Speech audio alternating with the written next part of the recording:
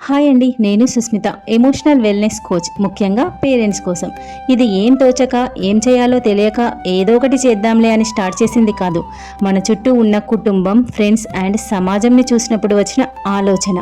నా స్కిల్స్ వచ్చేసి art and craft, sari painting, stitching, మగ్గం వర్క్ ఎక్సెట్రా.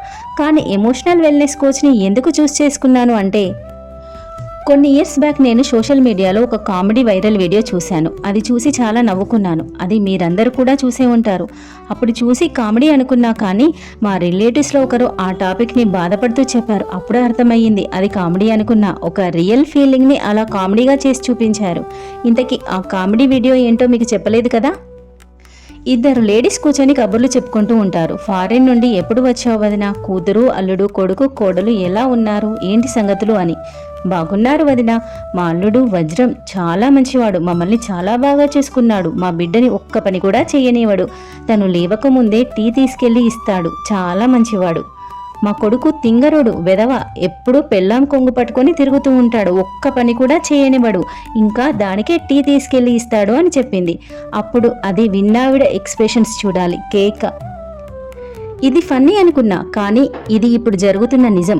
ఒక పని అల్లుడు కూతురికి చేస్తే అల్లుడు మంచివాడు అయ్యాడు. అదే పని కొడుకు కోడలికి చేస్తే కొడుకు చెడ్డవాడయ్యాడు. ఎందుకు?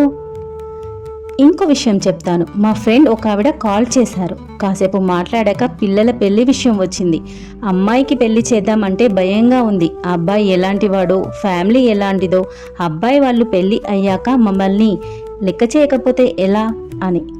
ఇంకో ఫ్రెండ్ చెప్పింది, అబ్బాయికి పెళ్లి చేయాలంటే కష్టంగా ఉంది. అమ్మాయి తరపు వాళ్ళు అబ్బాయి పేరెంట్స్కి పెళ్లి అయ్యే వరకు మాత్రమే ఇంపార్టెన్స్ ఇస్తున్నారు, తర్వాత వాళ్ళను కేర్ చేయటం లేదు అని. ఏంటి అందరు పేరెంట్స్ ఇలా ఆలోచిస్తున్నారు? అబ్బాయి వాళ్ళు అమ్మాయి వాళ్ళు ఏంటి, అందరూ ఒకే ఫ్యామిలీ అని ఫీల్ అయ్యి హ్యాపీగా ఉండొచ్చు కదా. కొడుకైనా కూతురైనా అల్లుడైనా కోడలైనా వారి అత్తగారికి కేర్ చూపిస్తే తప్ప ఎందుకింత ఇన్సెక్యూర్గా ఫీల్ అవుతున్నారు? మనకి మన పేరెంట్స్ ఎంత చేస్తే ఇంత ఎదిగాం, వారికి వారి పేరెంట్స్ అంతే కదా. మనకి మన పేరెంట్స్ని చూసుకోవాల్సిన బాధ్యత ఎలా ఉందో వారి పేరెంట్స్కి కూడా ఇంపార్టెన్స్, కేర్, టైం ఇవ్వాల్సిన బాధ్యత లేదా? ఇంత చిన్న లాజిక్ మన పేరెంట్స్కు ఎందుకు అర్థం కావట్లేదు? పేరెంట్స్కి స్ట్రెస్లెస్, పీస్ఫుల్ లైఫ్ కావాలి. వాళ్ళు ఆనందంగా, ఆరోగ్యంగా ఉండాలి.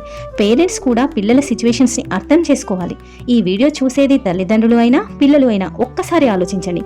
ఎక్కడ ఎందుకు గ్యాప్ వచ్చింది, దానిని సెట్ చేసుకోవడానికి ట్రై చేయండి.